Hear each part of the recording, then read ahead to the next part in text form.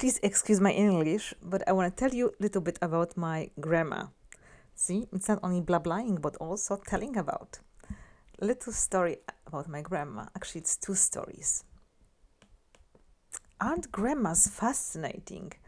These women were grown in a world without internet, and they are amazingly strong. Their cooking skills is just incredible. Everything what grandma cooks is amazing. Even if you find out what is actually inside what she cooked, it's a little bit gross, still tastes amazing. My grandma, for example, she was master in eating everything. Well, this very, very tough woman, she survived the war, Second World War, as a teenager, so I'm not surprised that she was a badass. But she was also a joker. But I'll come back to that. So with her cooking, I was always wondering, is it because when you are older, you are so experienced in flavors that everything you create is just incredible? Or is it because our childhood memories are so warmly nice that we think that this was just like the most amazing thing we ate, and the love our grandma were actually putting around us like little warm blanket was adjusting everything they were cooking. My grandma, well, one of the favorite dish was boiled chicken legs.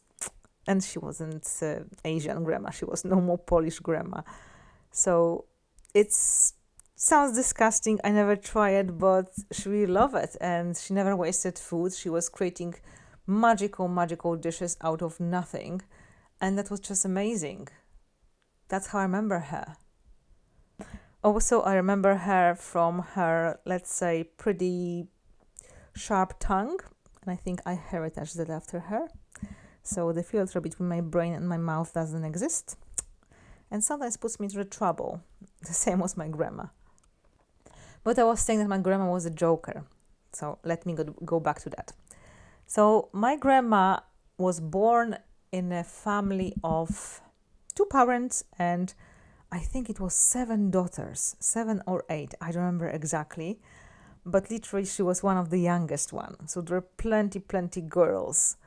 The girls who, in that kind of times when she was growing up, they wanted to get married, because this was the time, this was the time in the world, the days in the world when the marriage was very important for young ladies.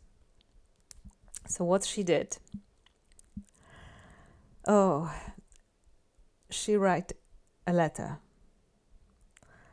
And this letter was addressed to her very old sister, like very old sister. I'm saying the oldest sister. The oldest sister, she really wants to get married, but there was no proper candidate on the horizon. So she didn't know what to do. So my grandma, my little joking grandma, wrote the letter telling that nice gentleman, I saw you here and there, and I would like to meet you on a platform at the train station. This and this time and this date. You recognize me because I'll be having the newspaper. The newspaper wasn't something special these days for gentlemen to have. So the older daughter, she didn't want to go there by herself, took her mom, my grandma's mom, and they went both together to the platform at the train station looking for the mysterious man with the newspaper in his hand. And my grandma followed them, observing from behind the corner how they were walking here and there looking for non-existing gentleman who would like to marry her sister. I think that was kind of genius prank. Today pranksters, they can just learn from her. It was amazing. Obviously, when whole truth came out, her mother was very upset with her, but it was funny. You have to admit it. It was super funny. Maybe it was actually she invented catfishing. Oh my God, I didn't think about it. So she invented literally catfishing. My grandma was the first one who was catfishing her sister. So yeah. And there's another prank, the silly thing she did because she was a prankster. She told me, I remember. So they were living in a city. It was like the, let's say, let's call it like Victorian house, but it wasn't Victorian house. But can imagine the more or less how the building might look like. It was in a city. So she was having perfect view from the balcony to the street. And under her balcony was a gate, like big entrance gate to the whole lot of the buildings, just in a backyard. And what she did, oh gosh, I'm not sure if I should say that because it's really hilarious, but that will actually reveal what sense of humor I have. And it's not for everyone. It's for connoisseurs.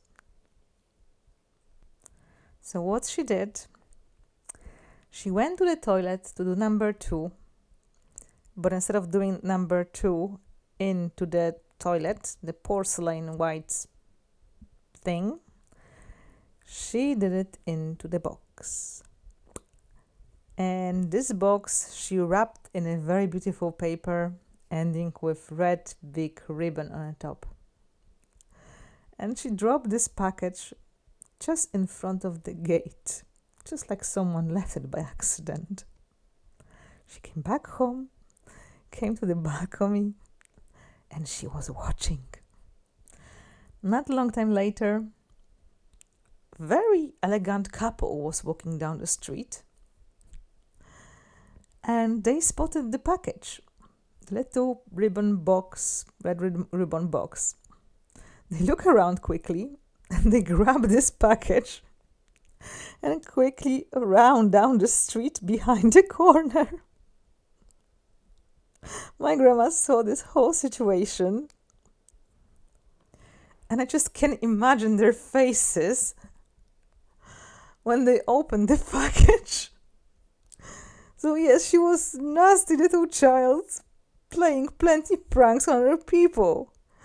Unfortunately, I wasn't able to find out all her stories, not only the good ones, but also the difficult ones, because remember, she was growing during the Second War. She died when I was around 11, but I really find it very precious what she left in my heart and all those kind of memories and the stories she was telling. Yeah, so it was those 2 stories, which was just amazing. She was such a warm woman and with such a great sense of humor. Not for everyone, but she was literally prankster.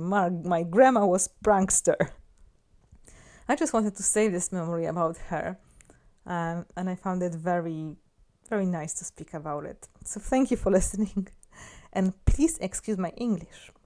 I'm still learning. I'm practicing. Take care, and hear you later. Oh, did you ever have a bruised tailbone? Because I do. I do actually now. It's very bruised, it's very painful, but I found it very amazing how creative I can be in sitting down just to avoid the pain. And what kind of Tetris human I can be finding a comfortable position to sit down. So don't bruise your tailbone. I don't recommend it. Bye.